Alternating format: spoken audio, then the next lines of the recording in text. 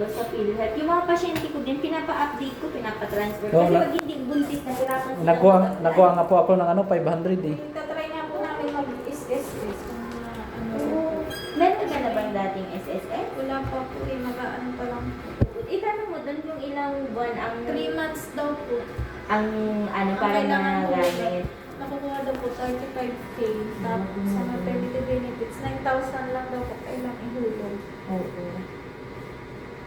Depende na din kasi yung balik mo malaki-laki pa Laki din naman. kahit pa paano. Hanggang 80,000 daw po yata nakukuha. Pag ano yun, pag-employed, kasi dalawa ang naghuhulog pag employed ka. Parang yung pananda ko, 75 Ay, yung yung company inabot ko, na. ano?